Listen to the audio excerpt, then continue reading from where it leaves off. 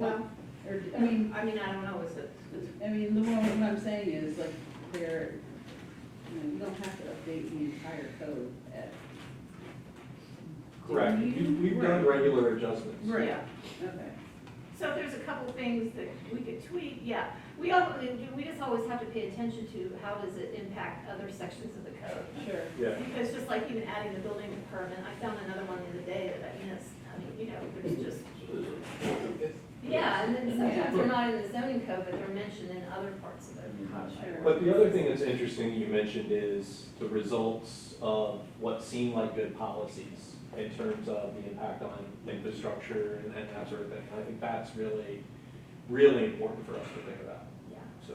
yeah, we got the cart before the horse, mhm. and it caused problems for public works. And so, I will say my concept, and I think it's Mary Ann's too, was if there were some low-hanging fruit that could be improvements with the idea that we need to weigh in on what you're talking about, right? Like what would be the impact of that kind of change? And if that's not possible, I don't know. I personally don't have the appetite right now for a big zoning overhaul, but you know. you know, Matt Raska mentioned, and it's funny because I've not talked to anybody. No one's come to the zoning office to talk to me about the zoning code. All the zoning experts haven't come to talk to you. No, I haven't had anybody come talk to me about it.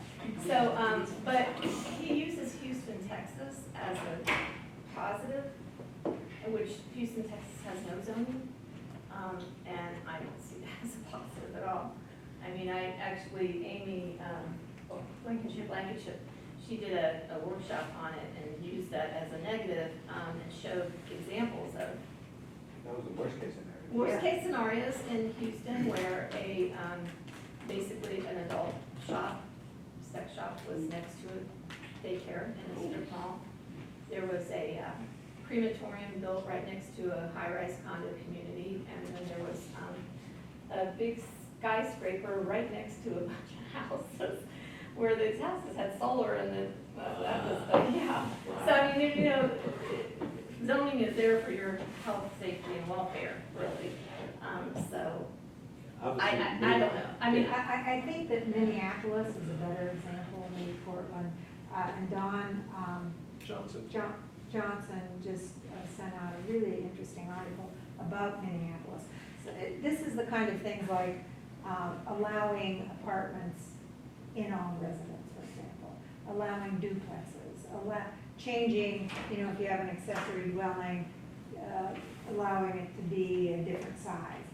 Those are the kind of things, I'd say, changing some stuff about home businesses, you know, right now, what it has to only be 1/4 of the space. yeah, I definitely Those are the kind of see things. some But at any rate, opportunities this in that article, too, and the uses. the article was about, there's this group called Neighbors for Neighbors in Minneapolis.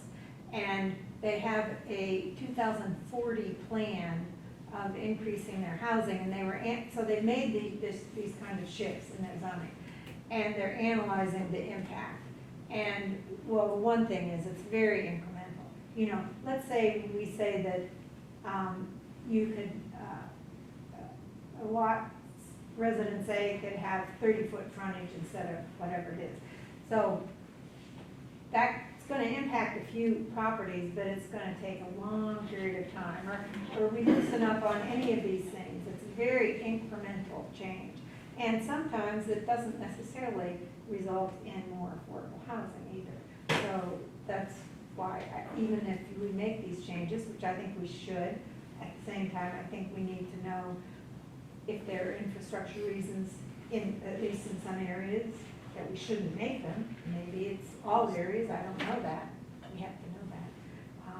That zoning changes in and of themselves are not going to significantly impact, at least in the next decade or so. I would say for the lot splits, then it hasn't really had any impact on affordable housing at all. People are just lot splitting, getting a lot of money for their lot split, and people are building big ones on them. So anyway, so that's kind of that one. Yeah.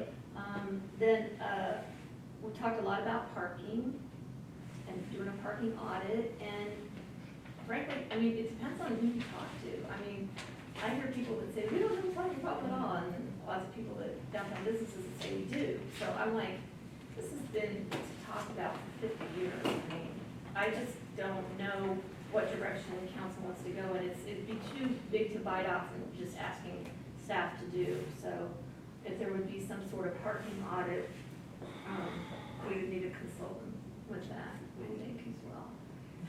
And then, revising the zoning and tap fees, I think we kind of already talked about it, so it's something we can, staff level is, Raven had started it, had looked at a lot of, other communities for me, and we just need to go back and update those. Good.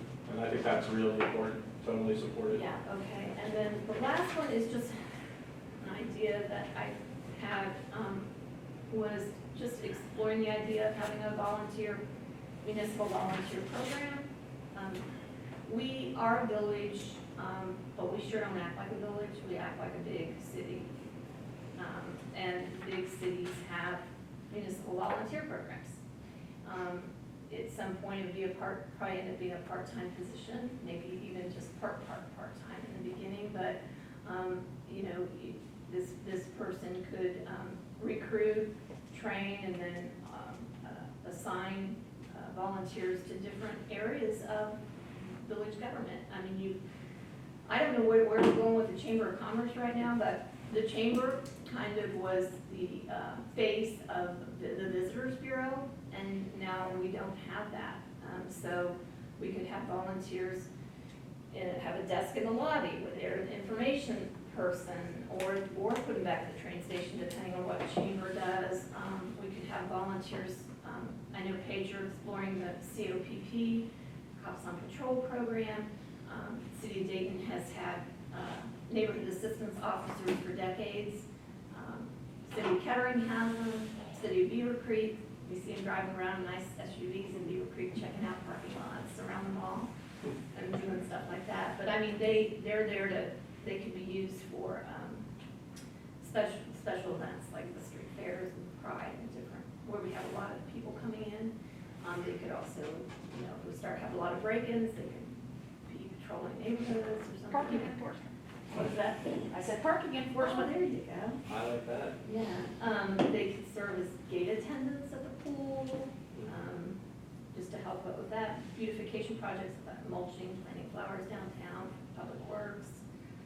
Anyway, I think that's a very cool idea to explore, and very awesome report out. I want to be sensitive to everyone's time.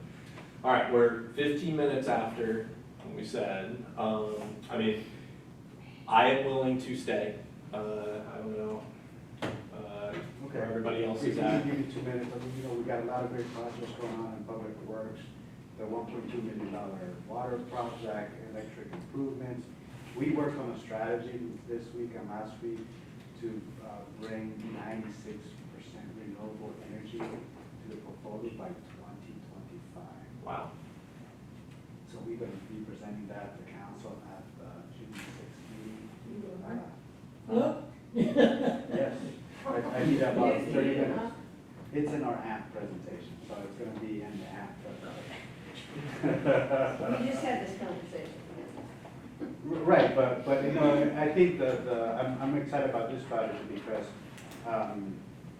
one, you know, council said we want to get more renewable energy. We found a way to lock in more energy that we need to lock in because of where pricings are, and we need to bring more solar generation. And I think this strategy that we can get to 96% energy portfolio might push the ball when it comes to land trust. What else were you reporting on, John? I was gonna tell you about the education for the linemen and some stuff like that, but I understand time restraints and, you know. Well, can we add that to the June 6th council meeting? Yeah, we can. 15 minutes? Would that be enough?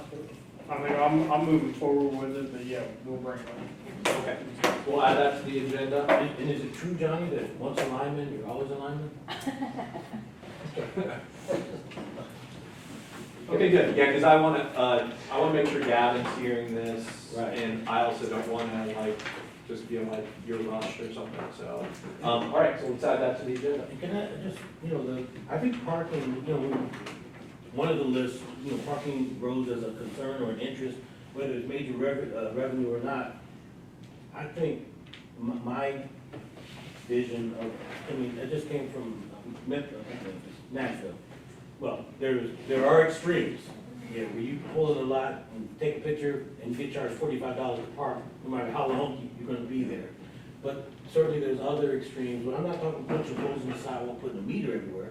There's a box down the corner, you're in space 25, go down there, pay your money. Oh, there are apps now. And Like, there's- oh, so- there so- are, so there I'm are saying- apps. My point is, I think we have enough anecdotal information about the value of parking, managing parking. I don't even need a parking audit.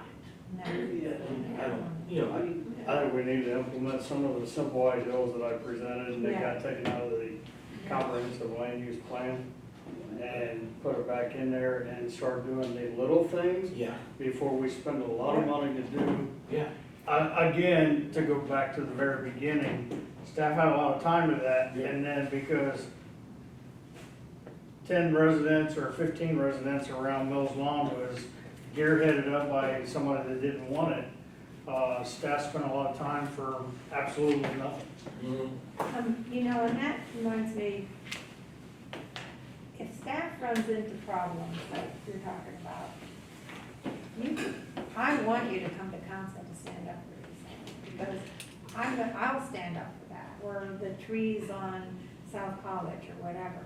I mean, if staff's having problems implementing something that we think should be implemented, please let council members know so we can. Yeah. What I'm hearing is that it's been brought to not this particular body, but it's been brought to the attention of council is what I'm hearing.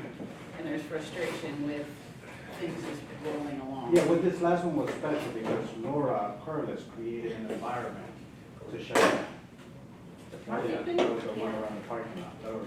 Because Johnny's talking about the parking Well, lot. well, that was for the parking plans around the room.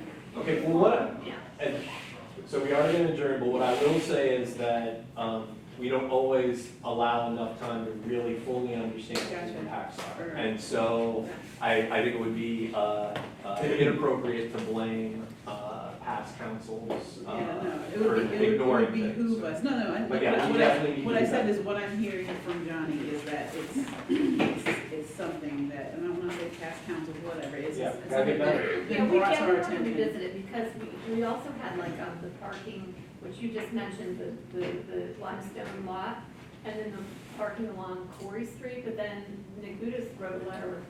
I found it the other day, I didn't know that it existed, I didn't realize council got that letter, and then it didn't happen, so we're not really sure what we can and can't do right now, I guess, so. If anything can come out of this meeting is to let us be heard and also stick to your core values. Value number 4 about employee retention, because it's getting ready to get real. Yeah. It's already real, but it's getting ready to get even real. All right, thank you, Johnny. All right, I'm gonna entertain a motion to adjourn. Second. All those in favor, signify by saying aye. Who moved? Oh, sorry, move. Alright. I'm supposed to be at work 15 minutes ago. All right, Mary Ann, you, yes. All right, everyone enjoy their Memorial Day weekends, and team members, thank you for being here. And Johnny, we'll have you on the agenda, so. Johnny, Thanks, everyone. all these other things. We can go press the wall till then.